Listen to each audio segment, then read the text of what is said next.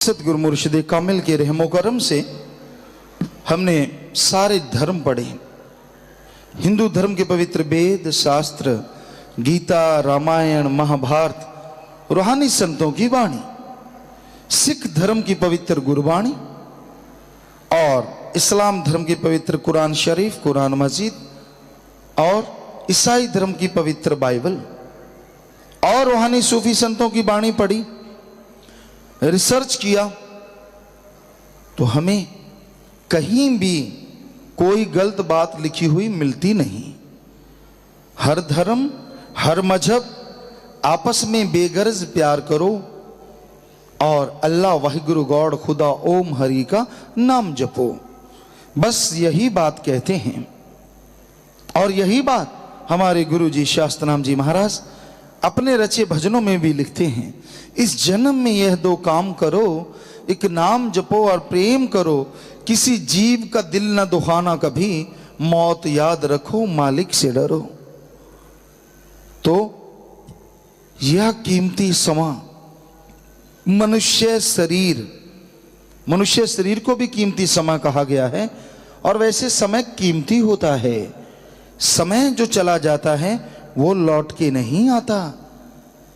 आम तौर पे माँ बाप कहते हैं बच्चा बड़ा होता है, पर संत कहते नहीं, बच्चा छोटा होता है।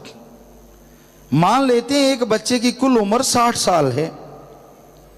आज से 10 साल पहले वो 10 साल का था, तो बाकी उम्र कितनी बकाया थी? 50 साल। आज वो बच्चा 20 साल का हो गया और माँ बाप कहते हैं बड़ा हो गया। संत कहते नहीं, वो छोटा हो गया। पहले 50 बकाया थी, अब 40 बकाया रह गई। तो जो भी सेकंड, जो भी मिनट, घंटा, दिन, महीना, साल आपके जीवन का जाता है, आपकी कुल आयु में से कम होता जाता है। जितना समय आप लिखवा के लाए हैं, जितने कीमती श्वास आप लिखवा के लाए हैं, उससे कम ज्यादा नहीं होता। वो समय बढ़ सकता है, अवधि उसकी कम ज्यादा हो सकती है, लेकिन श्वास कम ज्यादा नहीं होते। लेखे तेरे श्वास की रास, मालिक ने लिख के दिए हैं श्वास की रास, वो कम ज्यादा नहीं हो सकते। तिल बढ़े न राई घटे, जो लिख दी करतार। तिल के दाने जितनी बढ़ नहीं सकती और राई के दाने जितनी कम नहीं हो सकती श्वासों की गिनती। इसलिए श्वासों की कदर करो, कीमत करो। जो श्वास जा रहा है उसको अल्लाह वाहिगुरु ओम हरि की याद में लगाओ, क्योंकि गुजरा हुआ श्वास वापस नहीं आता। जिस तरह से समय वापस नहीं आता, समुद्र की लहर वापस नहीं आती, उसी तरह आपका जीवन वापस लौट के नहीं आएगा। किसी शायर ने लिखा, मेरा एक बहुत प्यारा अजीज था, मेरा एक मित्र था, मैं उससे बड़ी मोहब्बत करता था। ना वो बेवफा था ना मैं बेवफा था, लेकिन वो एक दिन ऐसा गया कि लौट के नहीं आया। किसी ने पूछा, हे कभी, हे फकीर, ऐसा कौन था? कहता, मेरा बचपन मेरा बड़ा अजीज दोस्त था, पर वफा उसने कमाई, वफा मैंने की। लड़ाई नहीं हुई, लेकिन वो ऐसा गया कि लौट के नहीं आया। तो वाकई सच है, जब आदमी जवानी में जाता है तो नादानी पल्ले पड़ती, कुछ याद नहीं रहता। अधेड़ अवस्था और बुजुर्ग अवस्था में अपनी गुजरी हुई अवस्थाएं कुछ ज्यादा ही याद आती हैं कि काश उस समय यह समझ होती, वो समझ होती। लेकिन समय एक ऐसा घोड़ा है, पीछे से पूंछ पकड़ के रोका नहीं जा सकता, इसके तो गर्दन के बाल पकड़ने पड़ते हैं, फिर ये काबू में आता है। यानी समय का इंतजार करते रहो, समय आपके लिए रुकेगा नहीं, लेकिन समय से एडवांस चलो, समय के साथ चलो, समय आपका साथ देगा और आपको बहुत कुछ दे सकता है समय। आलस्य में जो पड़ते हैं वो हमेशा दुखी रहते हैं, शारीरिक तौर पे भी और काम धंधे की तरफ से। और आज का युग महा आलस्य का युग बन गया है। रात को 2-2 बजे तक जागते हैं। और संतों ने लिखा है 2 से 5 का समय हिंदू धर्म में ब्रह्म मुहूर्ता, सिख धर्म में अमृत वेला, और ईसाई धर्म में the gods pray time, the gods pray Indian time, और इस्लाम धर्म में बांगे वक्त खुदाया वक्त इलाहे वक्त। इसमें जागना चाहिए और अल्लाह मालिक की भक्ति इबादत करनी चाहिए। और इसी समय को अभी कुछ साल पहले नासा साइंस केंद्र अमेरिका वो भी मान चुका है कि सुबह का यह समय 2 से 5, इसमें शुद्ध ऑक्सीजन और बहुत मात्रा में ऑक्सीजन रहती है। इसमें जागना बड़ा ही लाभकारी है। पर आज वाले तो इस समय में सोते हैं, जागेंगे भला कहां से? तो यही तो कलयुग है, इसी का नाम कलयुग है, शैतान का युग। जिस समय में जागना चाहिए उसमें सोते हैं, और जिसमें सोना चाहिए उसमें जागते हैं। इसीलिए आज ज्यादातर लोग दुखी हैं, परेशान हैं, गमगीन हैं। बचा सिर्फ वो है जिसका अल्लाह मालिक से सच्चा प्यार है। घरों में पुराने समय में चक्कियां हुआ करती थी, उन चक्कियों को घुमाते थे, गेहूं डालते थे, जौ वगैरह डाला करते थे। तो उन गेहूं को घुमाते, चनों को घुमाते, दाल वगैरह बनाते, तो या पिसते, उसका बेसन बनाते, आमतौर पे चक्की चलाते। और जब लास्ट में उस चक्की का ऊपर वाला पार्ट उठा के देखते, बाकी सारा आटा बन जाता, लेकिन चंद दाने जो किल्ली के साथ, धुरे के साथ रह जाते, वो बच जाते। ऐसे ही ये घोर कलयुग है, यहां हाथ को हाथ खाए जा रहा है। आप विश्वास किस पे करेंगे? और नहीं करेंगे तो काम चलेगा कैसे? जिस पे भी विश्वास करते हो डर रहता है, खटका रहता है कि कहीं ये धोखा ना दे जाए। क्योंकि आज माया रानी का बोलबाला है। सिख धर्म में, हिंदू धर्म में तो संतों ने बहुत पहले लिखा था, एक समय ऐसा आएगा जब दीन, ईमान, मजहब, धर्म, रिश्ते, नाते, प्यार, मोहब्बत, मित्रता एक ही चीज बन के रह जाएगी, और वो चीज होगी रुपया पैसा। उन्होंने लिखा आप इतना ही मत समझो, ऐसा दिन आएगा कि भगवान भी रुपया पैसा बन के रह जाएगा। और आज वो दिन सामने है। हमने धर्मों को पढ़ा, जैसा आपको बताया, मालिक की रहमत से हमें किसी धर्म में लिखा हुआ नहीं मिला ओम, अल्लाह, वाहिगुरु, गॉड पैसा लेता है।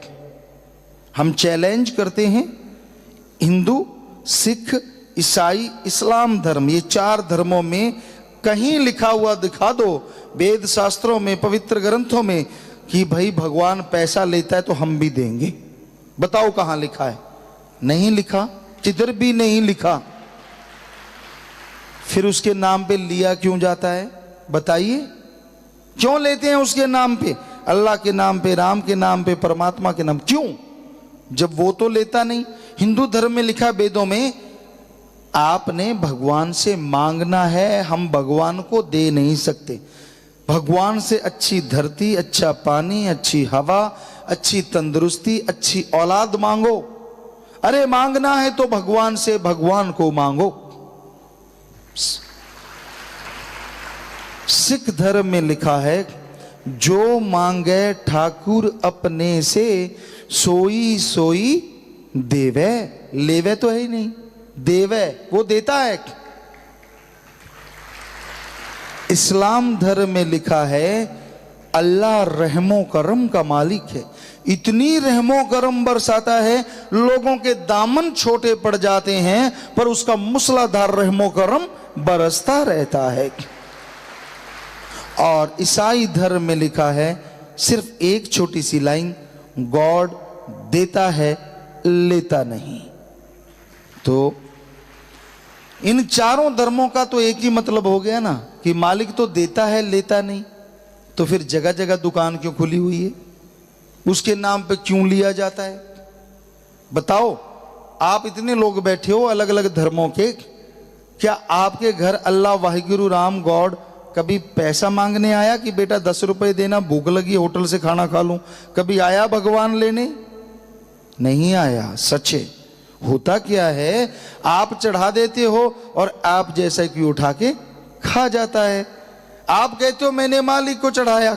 हम सारे धर्मों में जाते, कई जगह हमने बाजू पकड़ाए, पैसा क्यों उठा रहा है मालिक का? कहता है मैं आदमी से थोड़ा ही ले रहा हूं, मैं तो मालिक के चरणों से ले रहा हूं। है ना कमाल का तरीका। कई चरणों में चढ़ाते हैं और कई उठा उठा के वहीं से खाते हैं और तोंद बजाते हैं, इतने इतने पेट निकाल रखे हैं। रत्ती भर सरनी रत्ती भर, लोगों को सुनाना एक अलग बात है, उस पे चलना असली बात है। चल के तो देखो, जो पवित्र वाणी में लिखा है, गुरबाणी में लिखा है, सभी धर्मों के हम आपको गारंटी देते हैं, उनका एक एक अक्षर सच था, सच है और सच ही रहेगा। पर कोई उस पे चले ही ना। किसी धर्म में नहीं लिखा लड़ाई करो, हैरानी की बात। हर धर्म में लिखा है निस्वार्थ भावना से प्यार करो, बेगर्ज मोहब्बत करो। और हर धर्म में लिखा है दशा नौआंदी किर्त करो, कड़ा परिश्रम करके खाओ, हक हलाल की रोजी रोटी खाओ, हार्ड वर्क से ही खाओ। हर धर्म में लिखा है। फिर मांगते क्यों हैं? कहते मैं मांगता थोड़ा ही हूं, तो कोई देता है तो फिर वापस भी तो नहीं करता कि मैंने कौन सा मांगा है, चढ़ा गया। अगर नहीं मांगता तो चद्दर क्यों बिछाई है भाई? जगह जगह डिब्बे क्यों लगाए हैं? उनका काम क्या है? तो जब भगवान नहीं लेता, या तो ये हो ना हम पैसा आपसे तो लें, अगर 10 रुपए हम रख लें और 90 रुपए भगवान ले ले, लेकिन यहां तो उल्टा काम है। भगवान तो एक पैसा नहीं लेता, सारा ही खुद रगड़ जाता है। तो फिर अपने पेट के नाम पे मांगो ना, अगर मांगना है तो, कि मुझे पेट के नाम पे दो, मुझे बच्चों के नाम पे दो। लेकिन नहीं मांगेंगे, मांगेंगे तो उस अल्लाह वाहिगुरु राम के नाम पे। तो हर धर्म में लिखा है। इस्लाम धर्म कहता है बड़ा ही जबरदस्त, हराम की रोजी रोटी खाओगे तो वो दोजक की आग में जलाएगी, इसलिए हक हलाल खाओ। हिंदू धर्म में लिखा है पाप की कमाई कभी भी सुख चैन नहीं ले देती, माया होई नागनी जगत रही डहकाए, जो इसकी सेवा करे उसको ही ये खाए। सिख धर्म में यही लिखा है कि ये माया दर दर भटकाती है, ये माया आदमी को दोनों जहां में रुलाती है और जगह जगह चक्कर लगवाती है। यही हर धर्म में शिक्षा है। और यही कबीर जी कहते हैं, मांगन मरण समान है, मत कोई मांगो भीख, मांगन से मरना भला, ये सतगुरु की सीख। मेहनत की कीजिए, मेहनत की करके खाइए, ठगी बेईमानी भ्रष्टाचार रिश्वतखोरी, ये पैसा आएगा तो तेजी से, लेकिन जितना तेजी से आएगा उतना तेजी से आपके घर से सुख शांति प्यार मोहब्बत सब चला जाएगा। इसलिए मेहनत की करके खाओ। अल्लाह मालिक हमारे पैसों का भूखा नहीं है। लोगन राम खिलौना जाना, उसको खिलौना समझ रखा है, बच्चा समझ रखा है नन्ना सा। कैसे? आप जो बुजुर्ग हैं, खास करके आपके घरों में आपके पोते नाती हैं, आप उनसे काम धंधा करवाते हैं, लेकिन बच्चा ब्रेक लगा देता है, मैं काम नहीं करूंगा। तो आप गांव में देखा हमने, कहते बेटा गुड़गी डली दूंगा तो काम कर देता है। और शहरों में क्योंकि आजकल की भाषा में मैं चॉकलेट दूंगा टॉफी दूंगा, बच्चा काम कर देता है। अगले दिन फिर काम करवाते हैं, बच्चे का गियर फिर अड़ जाता है। उसे मालूम है थोड़ा सा रुकने से कुछ ना कुछ मिलेगा, तो आप फिर चॉकलेट टॉफी दे देते हैं, काम वो फिर कर देता है। तो ध्यान दीजिए, क्या आपने अल्लाह वाहिगुरु राम को वो बच्चा नहीं समझ रखा? जब काम लेना होता है, मैं तुझे लड्डू खिलाऊंगा, जलेबी खिलाऊंगा, हलवा खिलाऊंगा, आजा मालिक आजा। आगे पीछे तो कुछ खिलाते नहीं, वो भूखा सोता है कि खाली पेट या भर पेट खाता है? कभी खिलाया उसे? नहीं खिलाते। लड्डुओं का डिब्बा भी ले जाएंगे तो एक लड्डू मालिक का, सारा डिब्बा खुद चट कर जाएंगे। क्या रीत है? और वो वहां पड़े वाला भी या तो साफ सुथरी जगह पे पड़ा है। तो धर्म में एक आदमी हर जगह रहता है, बुरा ना मानना, वो चट कर जाएगा या चींटियां चट कर जाएंगी। कई जगह हम गए मध्य प्रदेश में और छत्तीसगढ़ में, वहाँ बलि बहुत चढ़ाई जाती है, यूपी के कुछ एरिया में। हमने कहा भाई ये गलत है। कहते क्यों गुरुजी? फलां जगह लिखा है, फलां जगह लिखा है।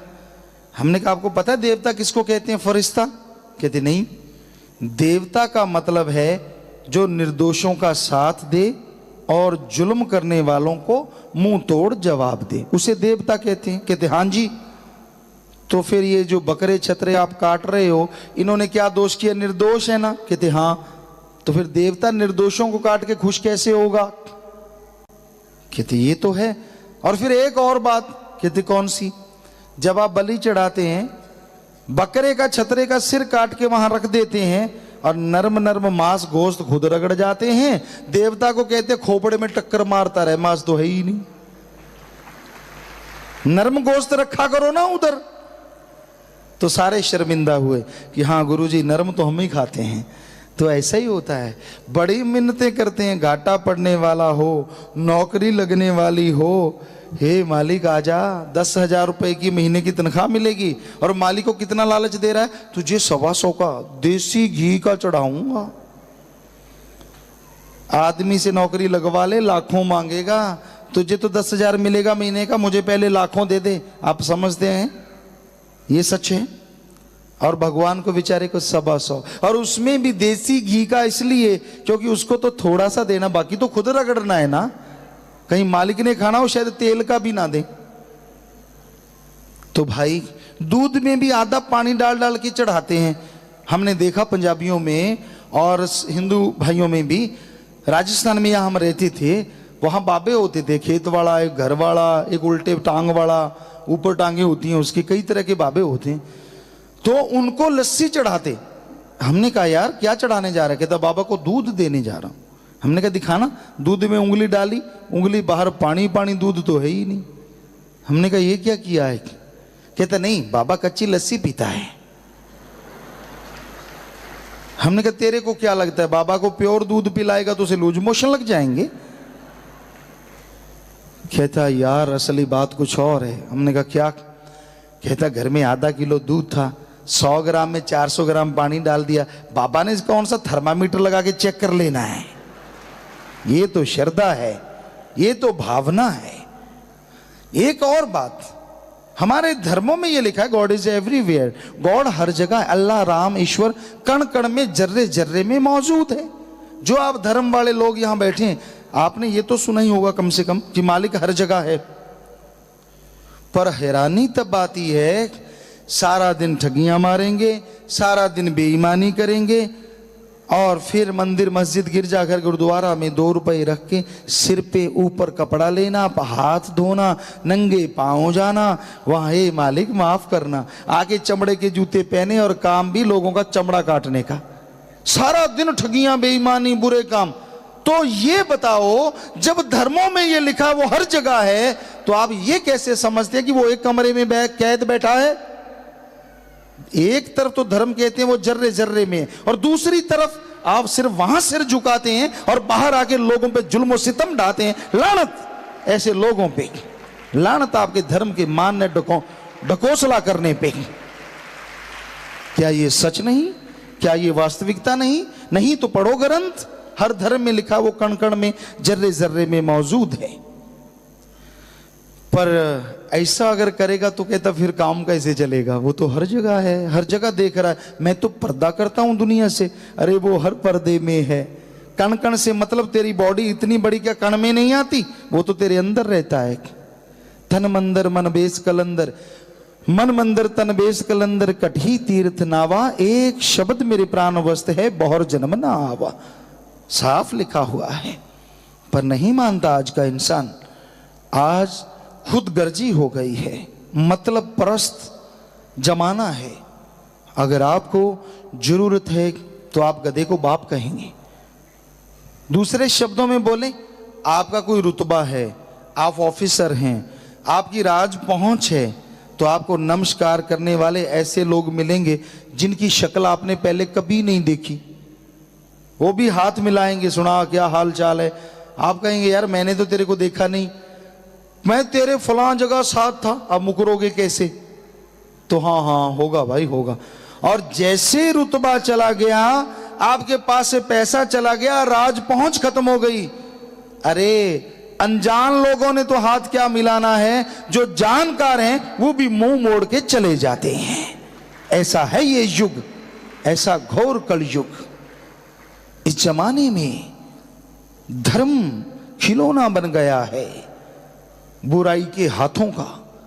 वरना हमें किस धर्म में ये लिखा है बता दीजिए कि निंदा करो, किसी को बुरा बोलो। हिंदू धर्म में लिखा है कि पर निंदा अपने को छोड़ के, अपनी कर लो करनी है तो, पर निंदा 100 गऊ के हत्या करने के बराबर पाप है। रामायण में पवित्र में ये दर्ज है। और सिख धर्म में तो निंदा का चैप्टर इतना बड़ा है कि हम आपको क्या क्या सुनाएं। क्या लिखा है, निंदा भली किसी की नाही, मनमुख मुग्ध करन, मुंह काले तिन निंदका, नरके कोर पवन।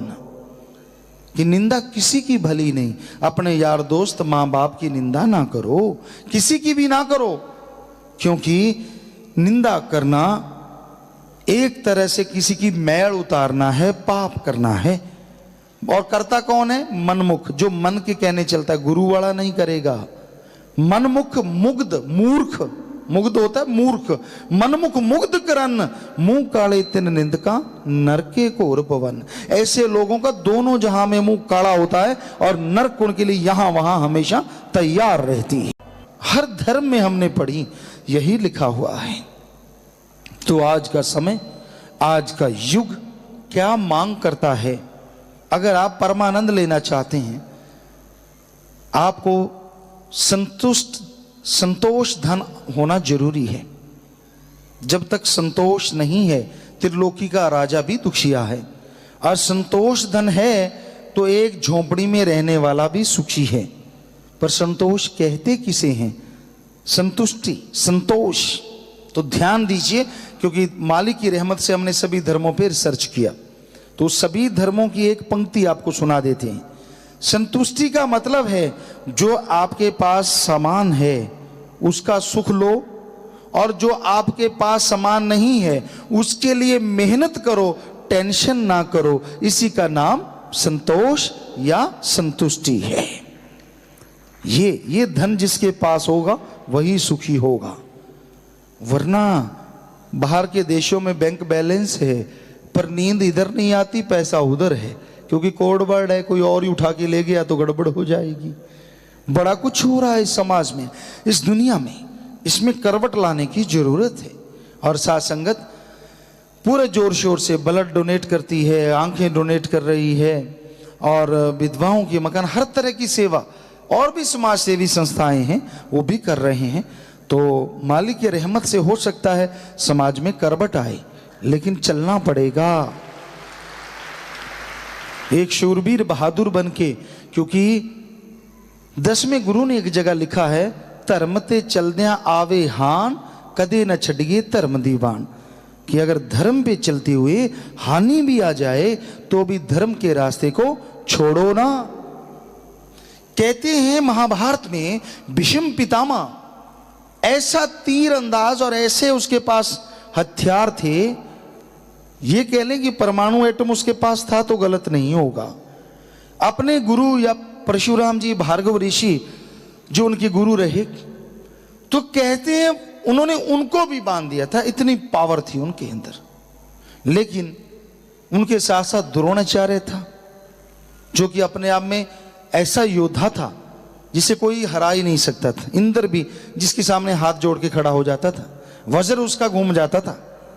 और भीष्म पितामह उसको तो इच्छा मृत्यु का वरदान था। जब तक चाहे कुछ भी सारा शरीर कट जाए, वो नहीं चाहता नहीं मरूंगा तो नहीं मरूंगा, तो उसे कौन मार सकता, जरा सोचिए। लेकिन उन्होंने धर्म को छोड़ दिया, ए धर्म के ध्वज तले उन्होंने युद्ध किया।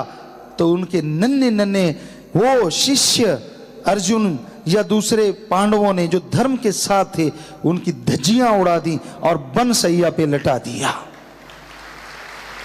तो इसलिए इतिहास पढ़ के देखो, राम को आज भी याद करते हैं। रावण का सिर्फ एक दिन होता है और उस दिन भी पटाखे बुलाए जाते हैं। वो बुराई का प्रतीक था। जितने हमारे संत गुरु महापुरुष आज भी आपके हमारे सबके दिलो दिमाग में उनके लिए अदब है, सत्कार है, पर उन पे बुराई करने वालों का आज नामो निशान नहीं है। इतिहास ये दोहराता है हमेशा। इसलिए बुराई का संग, बुराई की सोहबत भूल के भी ना करो, क्योंकि बुराई हमेशा डुबोती है। अरे दोगले बन के दुनिया में जी पाओगे तो जी सकते हो, लेकिन हम आपको चैलेंज करते हैं, आपको पीस ऑफ माइंड परमानेंटली नहीं मिलेगा, परमानंद से आप जी नहीं पाएंगे। बेचैनी का आलम होगा, नशे का सहारा होगा, चिंताएं परेशानियां चारों तरफ आपको एक चिता की तरह जिंदे जी जलाती रहेंगी।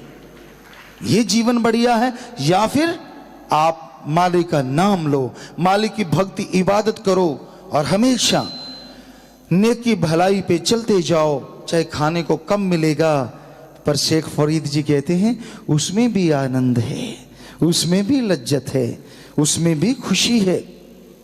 तो भाई इसलिए अहंकार ना करो, बुरे कर्म ना करो। दुर्योधन कहते बहुत 12-12 कोस तक उसका छतर नजर आता था, इतना ऊंचा छतर था उसका, बहुत बड़ा ध्वज था, लेकिन उसने अहंकार किया। धृतराष्ट्र अहंकार का बीज बोने वाला था असल में, उसके अंदर अपनी ऊंची इच्छाओं की वजह से, महत्वाकांक्षा की वजह से उसने उसको नर से जहर का एक पुलिंदा बना दिया।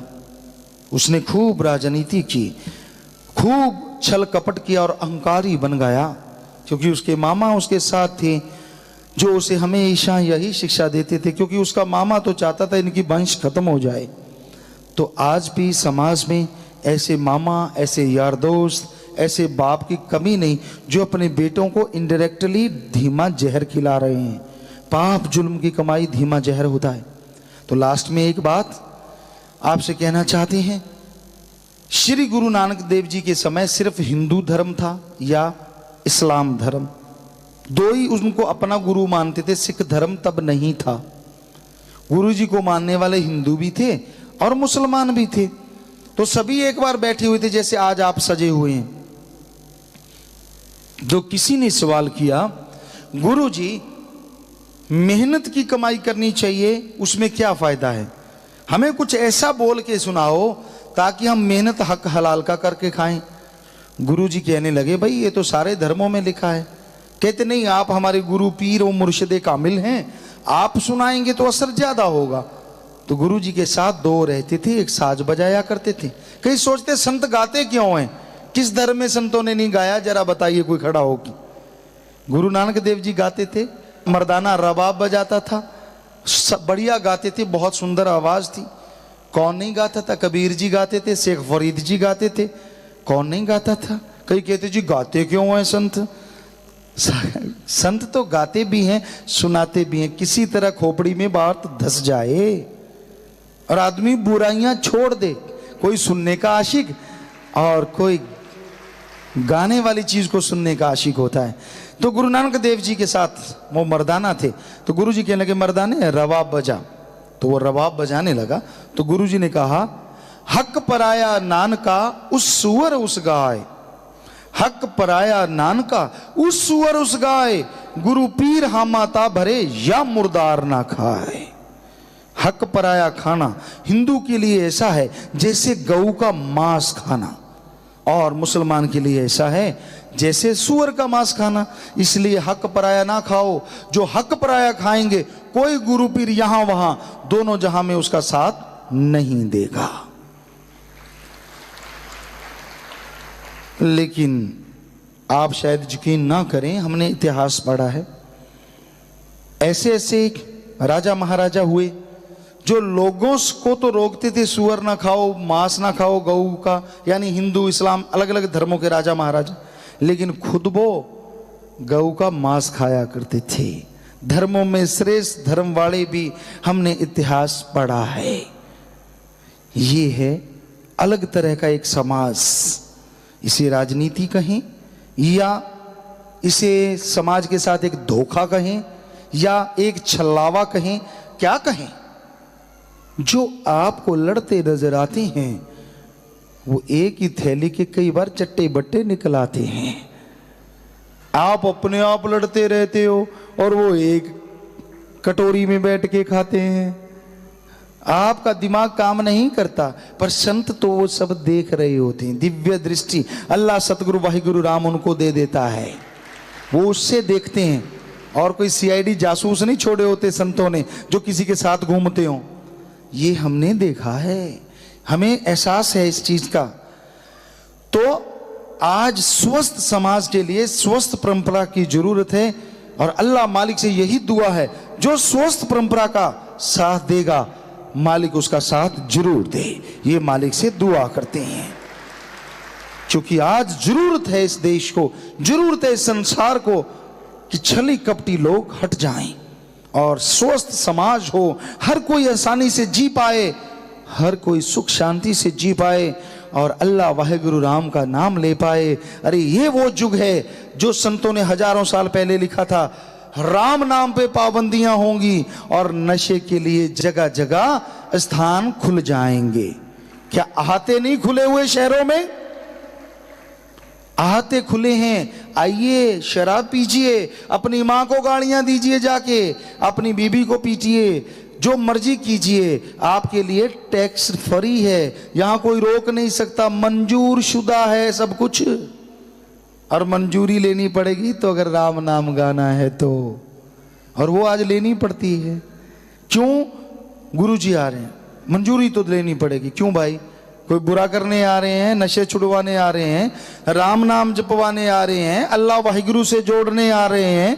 कोई अपनी वाह वाह करते हो, हम तो चौकीदार हैं भाई, खाक हैं, आपकी जूतों में बैठने को तैयार हैं। हमारी तो एक ड्यूटी लाई है सदगुरु ने, हम बजा रहे हैं, लोगों को समझा रहे हैं। सबसे ऊंचा तो एक ही है, ओम हरि अल्लाह वाहिगुरु गौड़ खुदा रब। हम तो एक नुमाइंदे हैं जो आपको बताने आए। चौकीदार रात को लाठी टेक के होशियार करता है, हम दिन रात लगे हुए हैं कि आप होशियार हो जाओ, कीमती श्वासों को पाप जुल्मों में मत गुजारो, वरना आने वाला समय आपके लिए भारी होगा। और अगर इस समय में अच्छे काम करोगे तो आने वाला समय पांव पलकें बिछा के आपका स्वागत करेगा और खुशियों से आपको महकाएगा। मर्जी आपकी, जीवन आपका, हमारा फर्ज ड्यूटी निभाना है। निभाते थे, निभा रहे हैं और निभाते रहेंगे। सतगुरु की ये वचन है। सो भाई आपसे गुजारिश कि आप अमल किया करें सुन के। सत्संग इस घोर कलयुग में एक ऐसी संजीवनी है जो मरती हुई इंसानियत को पुनर्जीवित कर देती है। गम दुख दर्द चिंताओं में पड़े हुए इंसान को फिर से जिंदा कर देती है, क्योंकि सत्य ओम हरि अल्लाह वाहिगुरु गौड़ खुदा रब और संग माने साथ। तो सत्संग यानी अल्लाह वाहिगुरु मालिक की यहां चर्चा होती हो, वहां के इंसान बैठे और सुन के अमल करे। अपने अल्लाह, अपने वाहिगुरु, अपने गॉड, अपने खुदा, अपने राम की भक्ति इबादत करने की प्रेरणा मिलती है। उसे सुने, अमल करे तो इंसान के पहाड़ जैसे कर्म कंकर में बदल जाया करते हैं। इतिहास गवाह है, माली का नाम मुर्दों में जान डाल देता है। माली का नाम बहरों को, अंधों को, गूंगों को बोलने लगा देता है, देखने लगा देता है, सुनने लगा देता है और ऐसा परमानंद देता है कि इंसान खुशियों से नाच उठता है। तो उस परम पिता परमात्मा का नाम सुखों की खान है। पर सच्ची बात यह है कि अगर आप मालिक का नाम लेना चाहते हैं तो ये याद रखो, उसको आप खरीद नहीं सकते। वो कहीं बिकाऊ नहीं है। अरे 5 रुपए तो कूड़ा करकट का ढेर नहीं आता आजकल, उसके भी सैकड़ों रुपए लग जाते हैं। तो आप कैसे कह सकते हैं कि आपने मालिक को 1-2 रुपए में खरीद लिया? ईश्वर नाम अमोल है, बिन दाम बिकाए, ईश्वर का नाम तो अनमोल है, जिसका मोल कोई नहीं लगा सकता। पर सच्चा संत, पीर, पैगंबर, गुरु, महापुरुष जो भी इस धरती पे आया, उसने मालिक के अनमोल नाम को बिना दाम के दिया। वही फला फूला आज भी फल फूल रहा है और हमेशा फलता फूलता रहेगा। परमात्मा अल्लाह, वाहिगुरु, गौड़, खुदा, ओम हरि बिकाऊ नहीं है।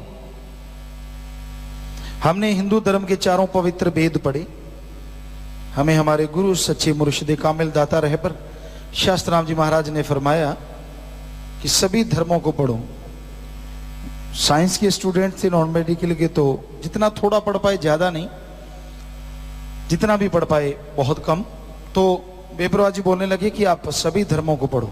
तो हमने हिंदू धर्म के हमारे पवित्र वेद, शास्त्र, गीता, रामायण, महाभारत, पांचवा वेद, सिख धर्म की पवित्र गुरुबाणी, सुंदर गुटका, श्री गुरु नानक देव जी की जन्म साखी, गुरु सहवानों की पवित्र जन्म साखियां हमने पढ़ी। ईसाई धर्म की पवित्र बाइबल, सेंट और भी जिन्होंने लिखा काफी पढ़ा। और इस्लाम धर्म की कुरान शरीफ, कुरान मजीद, शेख फरीद, नामदेव, धन्ना भगत, कबीर जी, रविदास, बौद्धिस्ट, जैनिस, सभी को पढ़ा। हमें एक शब्द नहीं मिला जो बचपन से देखते थे, कहीं भी जाओ पैसे के बिना प्रसाद ही नहीं मिलता। और आप अगर पैसा नहीं देते तो प्रसाद देने वाला घूर घूर के देखता हो, किस चीज का प्रसाद है।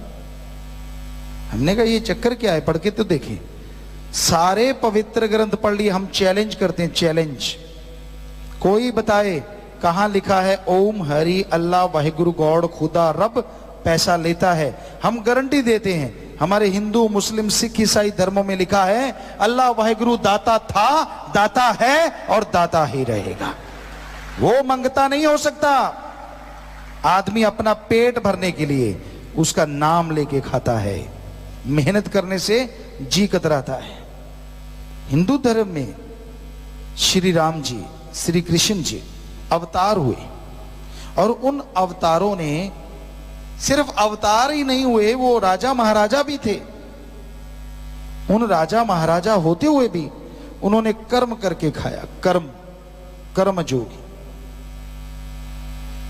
कहते हैं। जब वो पढ़ा करते थे श्री राम जी, श्री कृष्ण जी, तो सूखे वन में जाते थे, बन बन से लकड़ियां बींधते थे, इकट्ठी करते थे, आटा गूंथते थे, अपने गुरु जी के लिए, गुरु माँ के लिए खाना बनाते थे। रात के टाइम उनके पांव दबाते थे, उनके सोने के बाद सोते थे, जगने से पहले जाग जाते थे। इसलिए उन्होंने लिखा कर्म जोगी और ज्ञान जोगी। इस्लाम धर्म के पैगंबर मोहम्मद साहब उस जमाने में जो भी काम था, जैसे पशु चराना या बड़े घरों में पशु होते, जो भी काम था उन्होंने हक हलाल करके खाया, मांग के नहीं खाया। सिख गुरु सहवान, 10 के 10 गुरु सहवान, उन्होंने मांगने की शिक्षा नहीं दी। किरत करो ते वंड के शको, किरत कमाई यानी मेहनत करो। और खुद भी उन्होंने मेहनत, श्री गुरु नानक देव जी ने कितने काम किए, चाहे उन्होंने कौतुक दिखाए, दुकानदारी की, खेती बाड़ी की, लोगों को नई नई टेक्निक से आज जो चावल वगैरह लगते हैं, श्री गुरु नानक देव जी महाराज ने खेती करना सिखाया। अपने आप में बेमिसाल, बेमिसाल दुनिया को वाहिगुरु का नाम जपाया, लेकिन साथ में किरत कमाई। सभी गुरुओं ने, एक भी गुरु ऐसा नहीं। फिर आता है ईसाई, ईसा मसीह पैगंबर, उन्होंने भी करके खाया। कहीं नहीं मिलता कि उन्होंने मांगा, करके खाया। तो हमारे सारे धर्मों के हेड, या यूं कहिए जिन्होंने धर्मों को बनाया, उन्होंने बोला है, हिंदू धर्म में बोला कड़ा परिश्रम करके खाओ, कर्म जोगी और ज्ञान जोगी।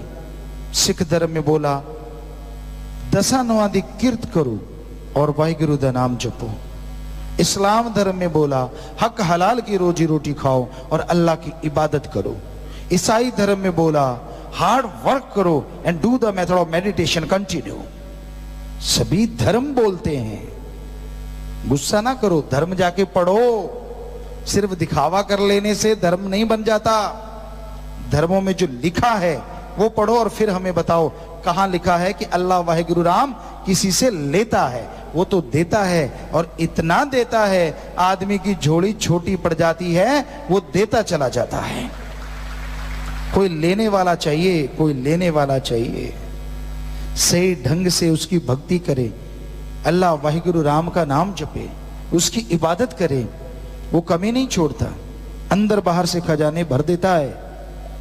तो इसलिए भाई उस परम पिता परमात्मा को दाता है, दाता था, दाता रहेगा, ये मान के चलो। ना कि ये सोचो कि वो आपके 1-2 रुपए पे खुश हो जाएगा। ठगी मारते हो 100 रुपए की, मालिक को देते हो 1 रुपया, मालिक नाराज ना होना, ये तेरा हिस्सा तुझे दे दिया। इसका मतलब भगवान को ठगी में भी हिस्सेदार बनाते हो कि मैं ठगी मारूंगा, 99 मेरे 1 तेरा। और कम कितना देते हो भगवान को, ये भी कमाल है। 99 खुद रगड़ गए, उसको बेचारे को 1 ही रुपया, और 1 भी उसके पास नहीं जाएगा, वहां रहने वाला चट कर जाएगा। 1 नहीं तो 10-20 मिलके कर जाएंगे, बुरा ना मानना, लेकिन है 100% सच। सच्ची बात कड़वी जरूर लगती है लेकिन होती सच है, क्योंकि हमने तो धर्मों को पढ़ा है और सभी धर्मों को मानते हैं। 100% पूरी कोशिश करते हैं कि हम धर्मों को माने और लोगों को शिक्षा दें कि आपका जो भी धर्म है जरा उसे पढ़ के देखो उसमें क्या लिखा है। सिर्फ बातें करने से किसी ने बहका दिया, किसी ने फुसला दिया, ये है वो है फलां है, और आपने ग्रंथों में पढ़ा ही नहीं। हम कुछ बातें आपको बताना चाहते हैं।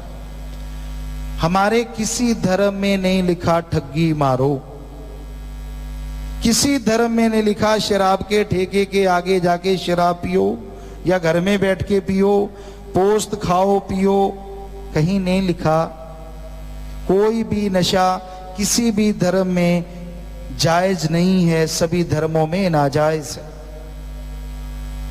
सभी धर्मों में भ्रष्टाचार किसी धर्म में नहीं लिखा, किसी की निंदा करनी, किसी की चुगली करनी किसी धर्म में नहीं लिखा।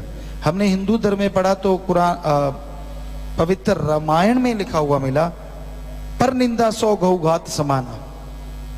कि पर निंदा यानी अपने को छोड़ के किसी की भी आप अगर निंदा करते हैं तो वो ऐसा है जैसे 100 गौ का घात करना।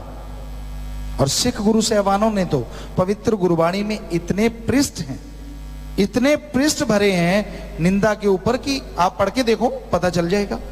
निंदा भली किसी की नाही, मनमुख मुग्ध करन, मुंह काले तिन निंदका, नरके घोर पवन।